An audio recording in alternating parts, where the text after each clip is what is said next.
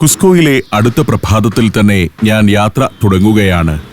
L പെരിഗ്രീനോ ഹോസ്റ്റലിൽ നിന്നും പുറത്തിറങ്ങുമ്പോൾ നേരം പുലർന്നിട്ടില്ല. 4:30 ആയിട്ടേ ഉള്ളൂ. തെരുവിൽ ചെറിയ തോതിൽ ആളനക്കമുണ്ട്. എന്നെ കൊണ്ടുപോകാൻ ഒരു ടാക്സി ഡ്രൈവർ എത്തിയിരിക്കുന്നു. അദ്ദേഹമാണ് മുൻപേ നടക്കുന്നത്. എയർപോർട്ടിലേക്കാണ് യാത്ര. സ്ക്വയറിന്റെ പുറത്തെവിടെയോ കാർ പാർക്ക് ചെയ്തിട്ടുണ്ട്. ഈ പുലർക്കാലത്ത് പെറുവിന്റെ തലസ്ഥാനമായ ലിമ നഗരത്തിലേക്ക് മടങ്ങുകയാണ്. 6:50 വിമാനം പുറപ്പെടുക. ഹോട്ടലുകാർ വിളിച്ചു വരുത്തിയ ടാക്സിയാണ്. അതിൽ കയറി യാത്ര തുടങ്ങി. പ്ലാസ റെഗോഷിഹോ എന്ന സ്ക്വയറിനെ ഒന്ന് ചുറ്റി വേണം കടന്നു പോകാൻ. ചില കാറുകൾ നിരത്തിലുണ്ട്.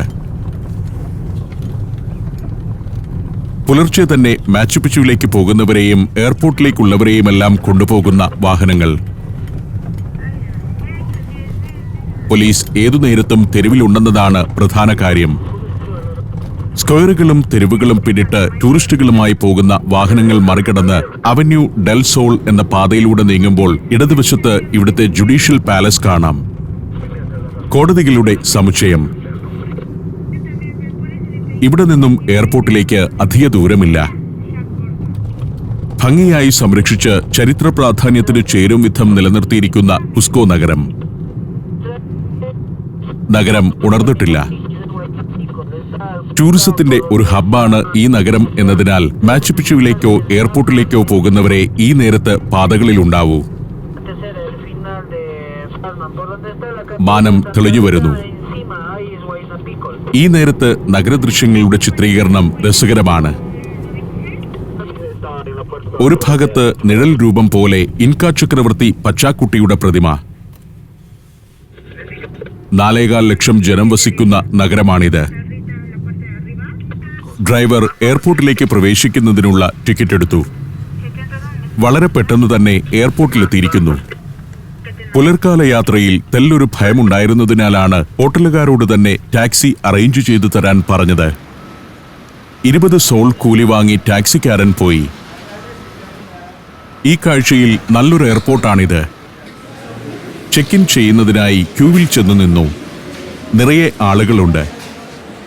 ബോർഡിംഗ് പാസ് വാങ്ങി നടത്തം തുടരുകയാണ്.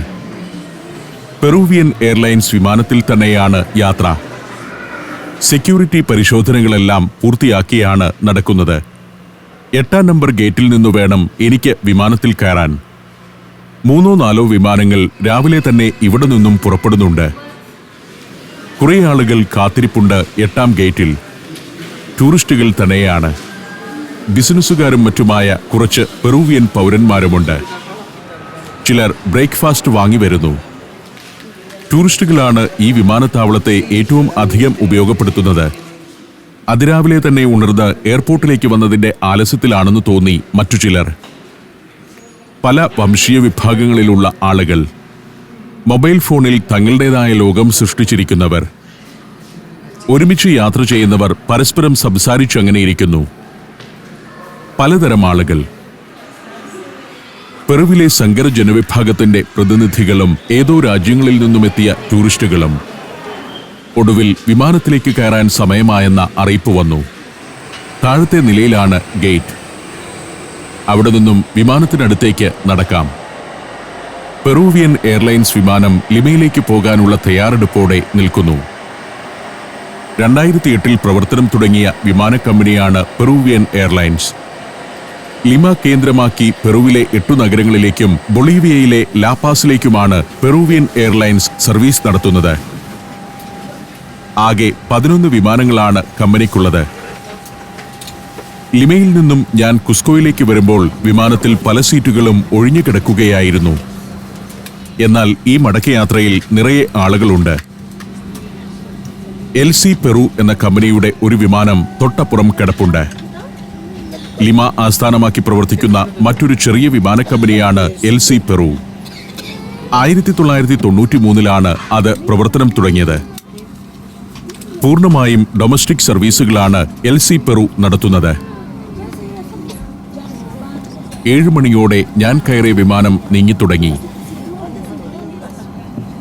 ദൂരെ കുസ്കോ നഗരത്തിനുമേൽ വെയിൽ പരക്കുന്നത് കാണാം. എന്നെ വളരെയേറെ ആകർഷിച്ച ഒരു നഗരത്തിൽ നിന്നാണ് മടങ്ങുന്നത്.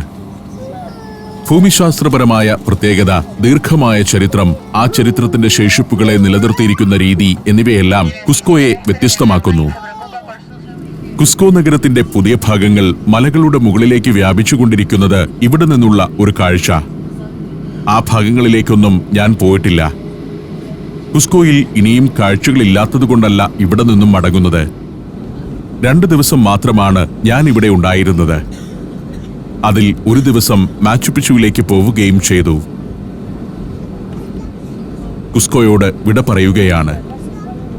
സഞ്ചാരത്തിനിടെ കണ്ട ആയിരക്കണക്കായ പട്ടണങ്ങളോട് തോന്നിയതിലും വ്യത്യസ്തമായ ഒരു താല്പര്യം എനിക്ക് ഈ നഗരത്തോടുണ്ട്. കുസ്കോയുടെ കാഴ്ചകൾ മുഴുവനായും ക്യാമറയിലാക്കാനായില്ല എന്നൊരു ദുഃഖവും അവശേഷിക്കുന്നു. എങ്കിലും ഇന്നാട്ടിലെ പ്രധാന കാഴ്ചകളെല്ലാം ഞാൻ പകർത്തിയെടുത്തിട്ടുണ്ട്.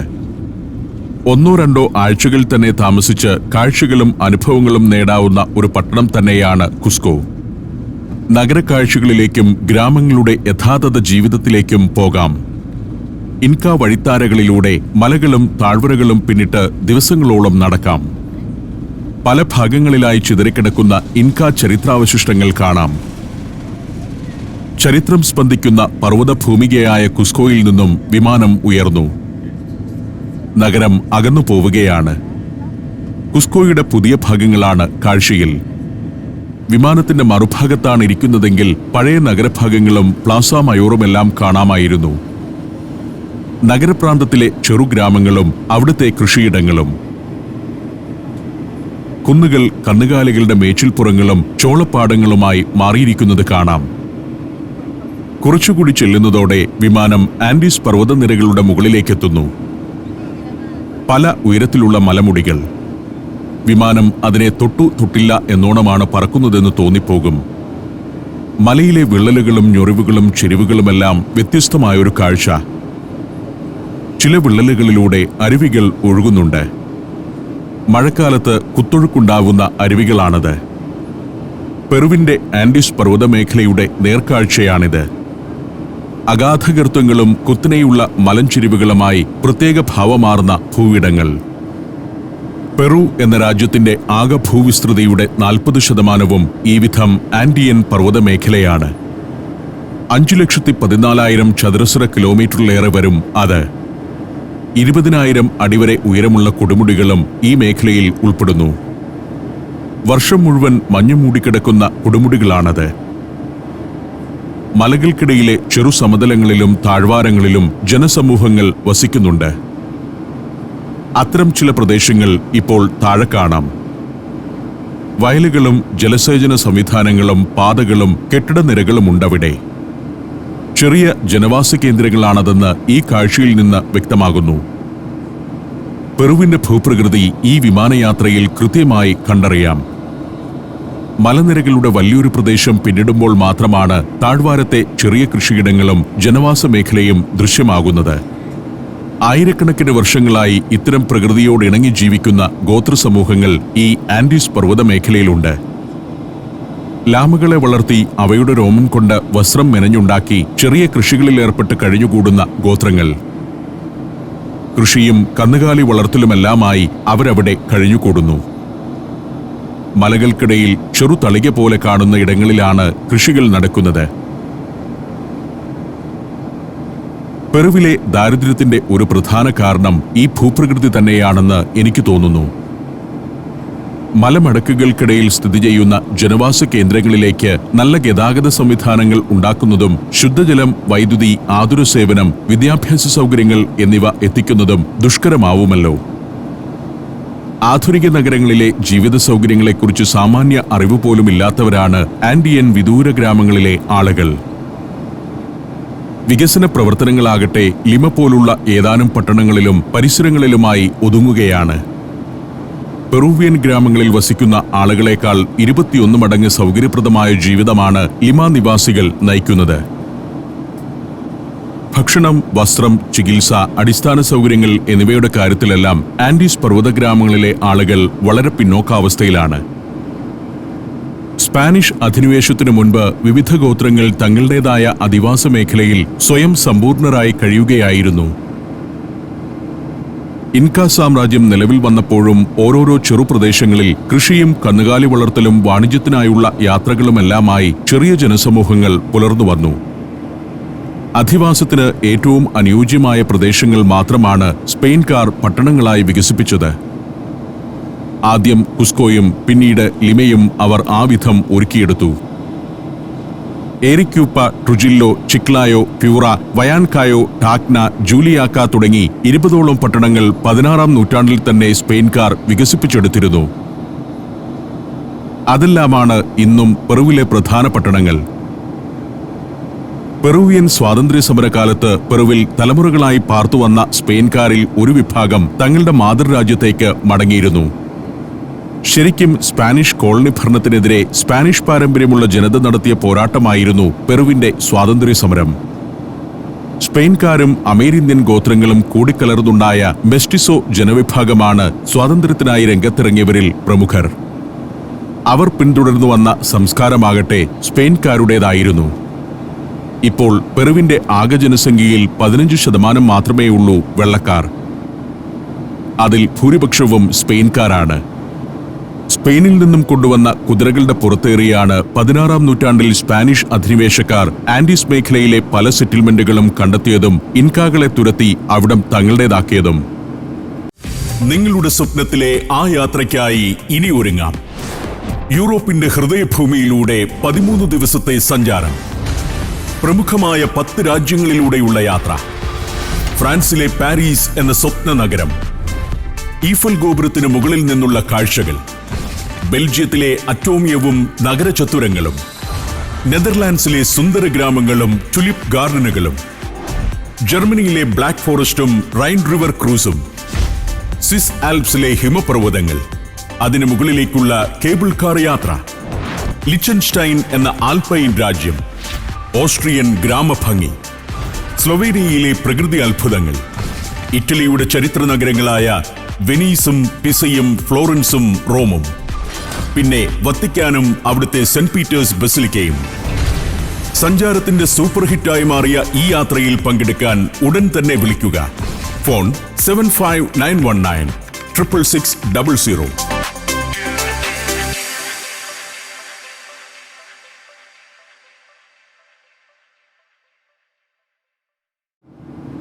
താഴെയുള്ള പർവ്വതഭൂമികയുടെ അപരിമേയ കാഴ്ചകൾ കണ്ടിരിക്കെ ഇൻകാ സംസ്കാരത്തെക്കുറിച്ചായിരുന്നു എന്റെ ചിന്ത. അമേരിക്കയിലെ ഏറ്റവും വലിയ സാമ്രാജ്യമായിരുന്നു ഇൻകാകളുടേത്. ഇന്നത്തെ പെറു മാത്രമല്ല, ഇക്വഡോറും കുസ്കോ ആസ്ഥാനമായുള്ള ഇൻകാ സാമ്രാജ്യത്തിന്റെ ഭാഗമായിരുന്നു. പ്രജാക്ഷേമ തൽപരരായിരുന്നു ഇൻകാ ചക്രവർത്തിമാർ. സാമ്രാജ്യത്തിൽ പഞ്ഞമാസങ്ങളിൽ ജനം പട്ടിണി കിടക്കാതിരിക്കാൻ ആൻഡീസ് പർവ്വതമേഖലയിൽ വൻ കലവറകളുണ്ടാക്കി അവർ ഭക്ഷ്യധാന്യങ്ങൾ സൂക്ഷിച്ചുവെച്ചു. വാസ്തുവിദ്യയിലും വൈദ്യത്തിലും അഗ്രഗണ്യരായിരുന്നു ഇൻകാകൾ. തലയോട്ടി തുറന്നുള്ള ചികിത്സയിൽ വരെ അവർ വിദഗ്ധരായിരുന്നെന്ന് പുതിയ കാലത്തെ പഠനങ്ങൾ വ്യക്തമാക്കുന്നു. കൊക്കോയിലയാണ് അവർ വേദന സംഹാരിയായി ഉപയോഗിച്ചിരുന്നത്. മഞ്ഞുമൂടിയ കൊടുമുടികൾ ആൻഡീസിലെ ഒരു കാഴ്ച. 15,000 മുതൽ 20,000 അടി വരെ ഉയരമുള്ള അത്തരം നിരവധി കൊടുമുടികൾ ഈ മേഖലയിലുണ്ട്. യൂറോപ്യൻ പർവ്വതാരോഹകരുടെ ഇഷ്ടസങ്കേതങ്ങളാണ് ആൻഡീസിലെ കൊടുമുടികൾ. പക്ഷേ ദ്രുതഗതിയിൽ സംഭവിക്കുന്ന കാലാവസ്ഥാ വ്യതിയാനം ഇവിടുത്തെ പർവ്വതാരോഹണം അപകടകരമായ ദൗത്യമാക്കി മാറ്റുന്നു. വിമാനത്തിൽ നിന്നും നേരെ താഴേക്ക് നോക്കുമ്പോൾ കൊടുമുടികളുടെ കാഴ്ച ഇങ്ങനെയാണ്. മേഘങ്ങൾക്കിടയിലൂടെ മഞ്ഞിന്റെ തലപ്പാവണിഞ്ഞ ഗിരിശൃംഗങ്ങൾ. പെറുവിൽ മഞ്ഞുകാലം അവസാനിച്ച ഒക്ടോബർ മാസത്തിലും ഇതാണ് കാഴ്ച. അങ്ങനെയെങ്കിൽ കൊടും ശൈത്യകാലത്ത് ഈ പർവ്വതമേഖല എങ്ങനെയിരിക്കുമെന്ന് ചിന്തിക്കുക. ആൻഡീസിലെ കൊടുമുടികളിൽ പലയിടത്തും വലിയ തടാകങ്ങൾ ഉണ്ടെന്നതാണ് ഒരു പ്രത്യേകത. ലോകത്തെ ഏറ്റവും ഉയരത്തിലുള്ള ഗതാഗതയോഗ്യമായ തടാകമായ തിതിക്കാക്ക സ്ഥിതി ചെയ്യുന്നത് പെറൂവിയൻ ആൻഡീസിലാണ്. മഞ്ഞുരുകി ജലസമൃദ്ധമാകുന്ന അത്തരം നിരവധി തടാകങ്ങളുണ്ടിവിടെ. അവയിൽ പലതിന്റെയും തീരങ്ങളിൽ ആയിരക്കണക്കിന് വർഷങ്ങളായി ഗോത്രസമൂഹങ്ങൾ വസിച്ചിരുന്നു. മഞ്ഞുറഞ്ഞ കൊടുമുടികളുടെ കാഴ്ച അവസാനിക്കുന്നതോടെ വീണ്ടും മലനിരകളുടെ ഞൊറിവുകൾ കാഴ്ചയിലേക്കെത്തുകയായി. പല മലയിടുക്കുകളിലൂടെയും നദികൾ ഒഴുകുന്നുണ്ട്. അവയുടെ തീരങ്ങളിലൂടെ മാത്രമേ ഈ മേഖലയിലെ ഗ്രാമങ്ങളിലേക്ക് ഗതാഗതം സാധ്യമാവൂ. ലോകത്ത് വലിപ്പത്തിന്റെ കാര്യത്തിൽ 20ാം സ്ഥാനമുള്ള രാജ്യമാണ് പെറു. എന്നാൽ ഈ രാജ്യത്തിന്റെ ആകെ ഭൂവിസ്തൃതിയുടെ 4% മാത്രമേ കൃഷി നടക്കുന്നുള്ളൂ. വിമാനം പസഫിക് സമുദ്രത്തിന്റെ മുകളിലേക്കെത്തി. ഇപ്പോൾ ഞാൻ പെറുവിന്റെ ഭൂഭാഗത്തെ ഒന്ന് ക്രോസ് ചെയ്തിരിക്കുന്നു എന്ന് പറയാം. കിഴക്ക് നിന്നും പെറുവിന്റെ പടിഞ്ഞാറൻ തീരത്തേക്ക് എത്തിയിരിക്കുന്നു.